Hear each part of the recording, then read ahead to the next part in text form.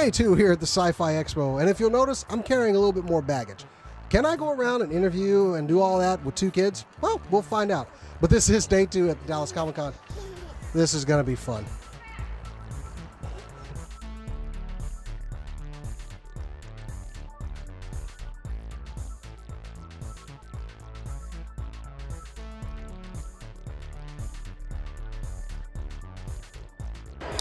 Hey, it's the Professor Christopher Danger of SCNSLive.com, and of course, day 2 at the con on the red carpet with perhaps one of the greatest assassins of all time, Ezio Auditore de Firenze. How are you, sir? Buongiorno. I am well. So, enjoying the con? So far, it's been very good. Good. So, what are you doing here? Are you after a target on a mission? Always have to be vigilant against the Templar. We work in the darkness to serve the light. And I see that you are carrying your trusty wrist blade with you.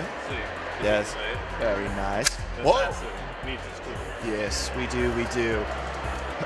So let's just find out. Let me ask. How long did it take you to assemble your costume here, my good sir? This is version 2.0. So version 1 was much simpler.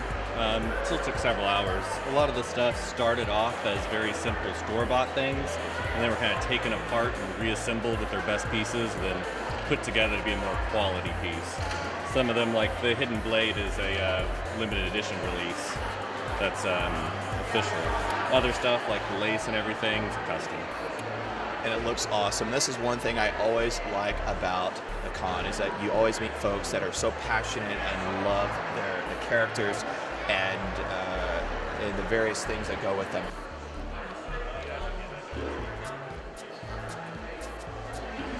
Hey guys, not only have I found a great cosplayer, but this is Ivana, who is the founder of C+2. And if you know from one of our hosts on the show, she also works at Ivana. Thank you for talking with us. I'm happy to be here. I just walked in the door. In fact, I went to go park, and I'm getting in the elevator, and here comes Edward Olmos, and he goes, wow, you look great. Can I have a picture with you?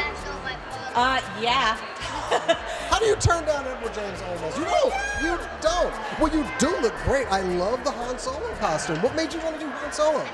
Okay, originally I was going to come as Cindy Vortex, but my Jimmy Neutron couldn't come. And so I said, well, Cindy without Jimmy's nothing, just a regular girl with a ponytail. And so I said, well, I was going to go solo. And then that spurred on the thought. This was like, I made this last night, so... You made this last night? Yeah, I did a little bit on Friday. Well, no, Friday. I don't believe it. No, I did. I streamed it. It looks great. Well, you are also the founder of C+2. Can you tell us a little about C+2 for somebody that might not know?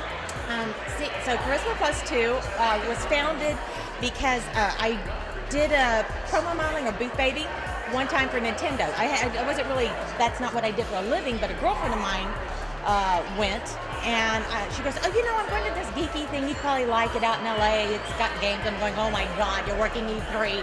Yeah, that's it. I was like, yes, I'd like to work it. I said, what booth are you working? Nintendo? Yes, please, right? So I did that, and then I guess I was thinking that there'd be lots of girls there that did that, but that were gamers. And now this is really before G4 was really big. They had not screensavers, Tech TV. And so it wasn't like as grand a scale as it is now. Everyone is more familiar with games now. But I said, you know what? I know so many girls that would love to do this, right? And so I said, it's a lot easier to make a gamer into a model than a model into a gamer. I like the way she puts that. Yes. That is awesome. Lana, thanks a lot for interviewing.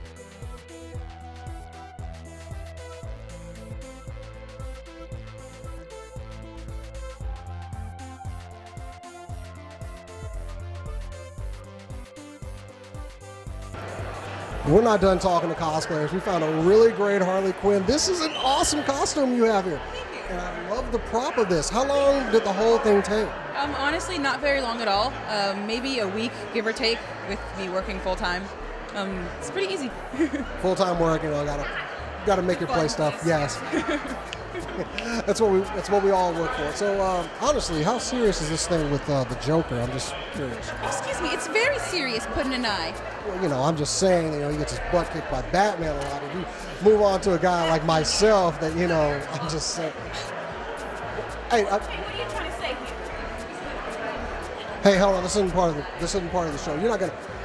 Hold on.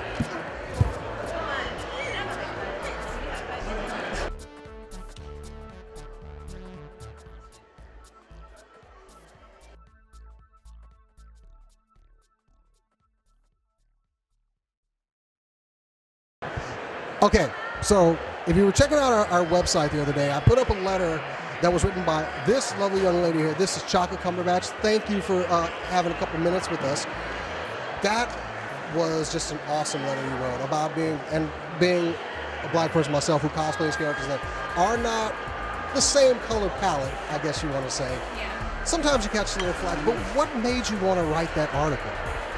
Well, I don't think a lot of people are really aware of the type of hate that minority cosplayers would get when we cosplay characters that weren't, our same race.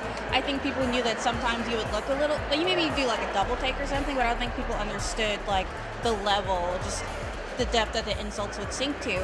And for such a long time, it was something that we were just dealing with, and it was just a part of the game. And I was just like, there got to a point where it was like, well, we don't really need to be hearing that. Like, maybe it should just stop. Like, this is not that serious. We're dressing up like cartoon characters. Exactly. Right? So, nobody's getting paid for this. We're not on TV. It's not that serious. And I don't think that people should be allowed to say things like that and then mask it under, oh, it's about accuracy, or, oh, it's about an aesthetic thing. It's not about aesthetics. It's not about accuracy. It's about racism.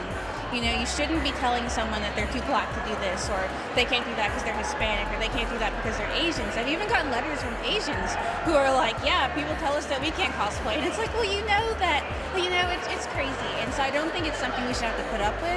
I think people should just stop doing it. You're absolutely right, and that's why I wanted to showcase your letter on the last show we did and put it up for everyone to see. If you haven't checked it out, go check it out on our site. And it's not about the color of your skin. It's about having fun at this kind of stuff. Am I right? There we go. Absolutely. But Captain America's totally a guy. It's Rule 63. There's always a girl version of a guy character. I had to throw that in there. Chaka, thank you very much for interviewing with us. All right.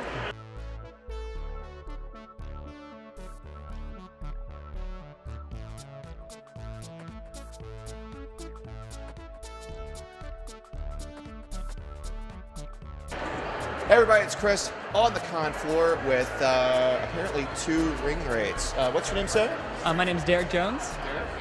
Lauren Pavlis-Newell.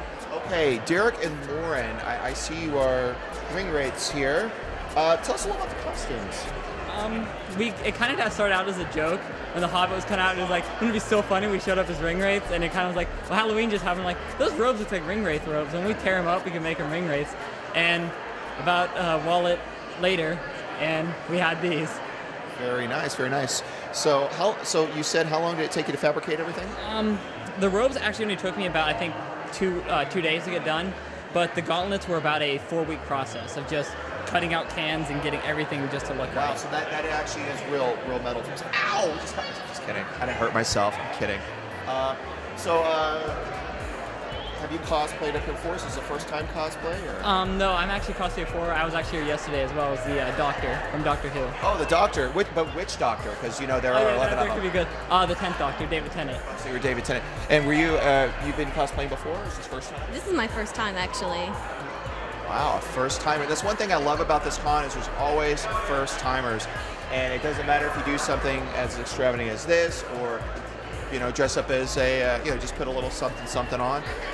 It's the fun that you enjoy.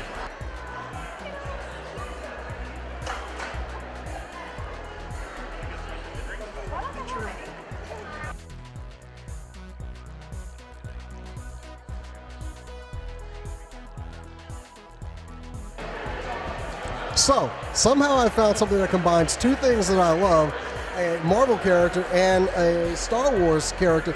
How you doing? This is my friend Jerry. Jerry, great costume. What made you come up with this? I'm just a huge Deadpool fan, a huge Star Wars fan. I went to a few of these now, and I dressed up as Deadpool for one time, and this time I want to dress up as like a Star Wars character. Couldn't decide. Just came up with my own thing, bought the contacts, went out on the Sith, and then I was like, you know what? Got my old Deadpool costume at home. I'm just gonna mix and match and stuff and see. Is this the dilemma of cosplayers when it's, say, like laundry day or something like that? Yeah, I'm just, I guess, yeah. Just mix and match and just trying to be creative. It looks awesome and it is creative. That is what I enjoy about it. Thanks a lot, man. Have some fun at the con, all right?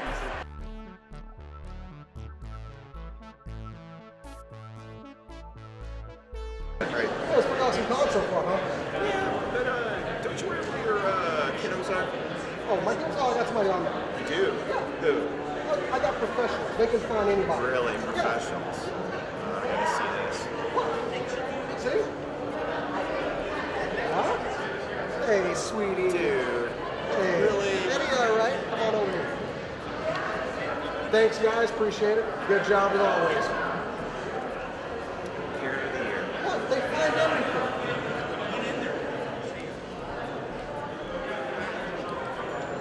Oh, yeah?